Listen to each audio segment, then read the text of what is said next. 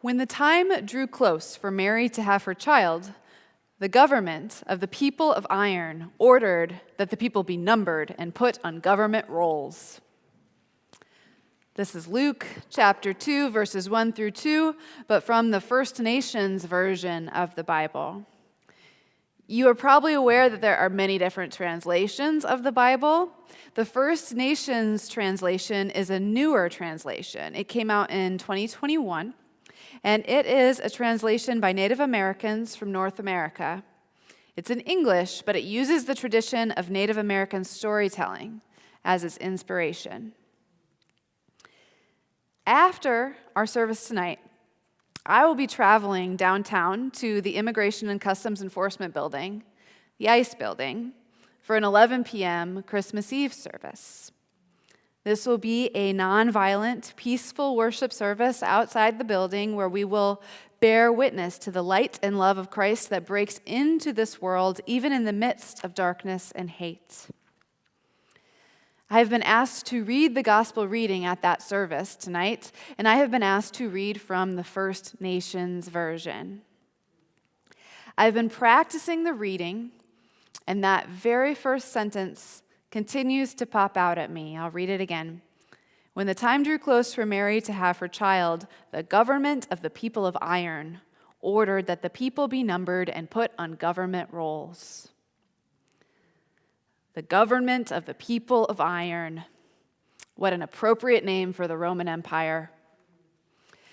The people of iron are a people of military might, military domination.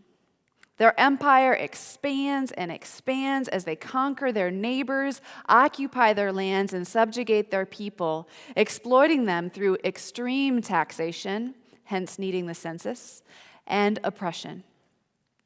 The people of iron strike fear into anyone who would resist them, torturing and publicly executing them as a deterrent to other potential resistors. The people of iron celebrate their victories through extravagant military parades and grand announcements that they have brought peace to the land. What a contrast these images are to the story of the birth of Christ. As the Reverend Dr. Bu-Young Lee writes, the Gospel of Luke is offering a counter-narrative to Roman propaganda. Rome claimed peace through domination. Luke proclaims peace through incarnation. End quote. In this counter-narrative that Luke offers, the most important news is delivered not to the powerful, but to the least of these, to the working class shepherds in the fields. An army of angels shows up, but this army does not come with weapons and armor like the armies of the people of iron. This army only brings their hearts and their voices. This army has a proclamation, but it is not one of conquest or domination. This proclamation is about things the people of iron would never celebrate: vulnerability, softness, warmth, compassion. The people of iron have pushed these things away. They have forgotten how to be human. Again, a few verses later now, reading again from the First Nations version. The time for Mary to have her child was upon her, but no place could be found in the lodging house, so Joseph found a sheep cave where it was warm and dry. There Mary gave birth to her son. They wrapped him in a soft, warm blanket and laid him on a bed of straw in a feeding trough. Again, notice the contrast. On the one hand, we have armor and weapons and the cold rigidity that goes with them. And on the other, we have the soft flesh of a newborn, a warm blanket, and the earthiness of straw in a feeding trough. This baby is born close to the earth. Animals are his first roommates, animal keepers his first visitors. This baby is in tune with his own needs, crying out when he is hungry or uncomfortable, as all babies do. This baby is dependent on others. He is nourished through his mother's body, and he is comforted and entertained by all those around him.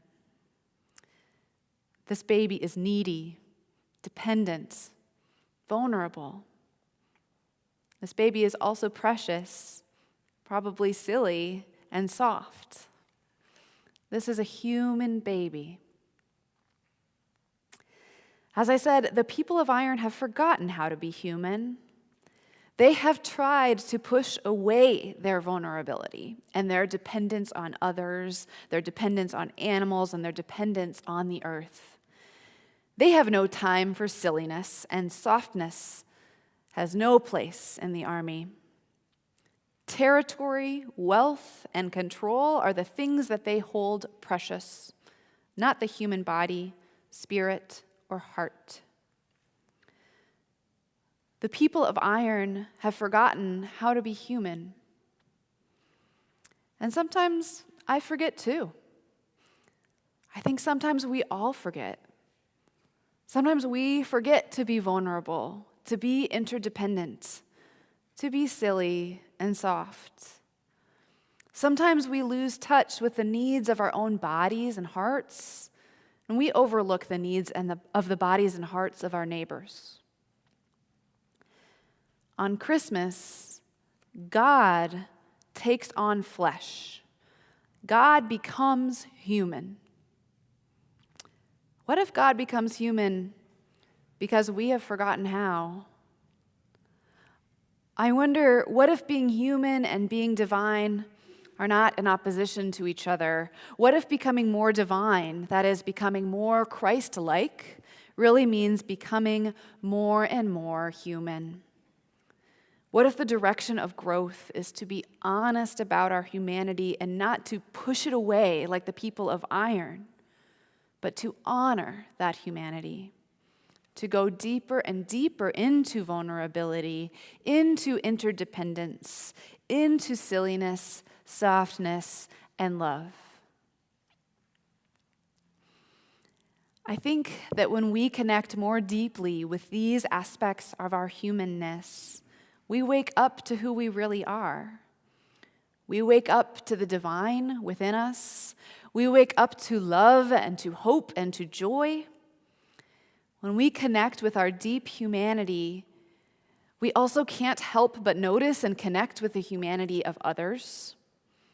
With the full humanity of our neighbors always central in our minds, there is no way for us to tolerate oppression.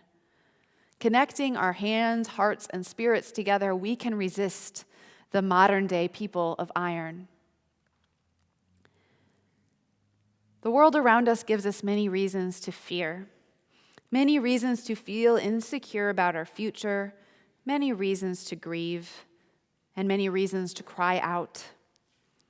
This we have in common with Mary and Joseph and the shepherds. And just as God proclaimed to them, God also proclaims to us today that love is being born anew right here, right now. We are invited to go with God deep into the beauty and preciousness of our humanity. May we be like our God, fully human,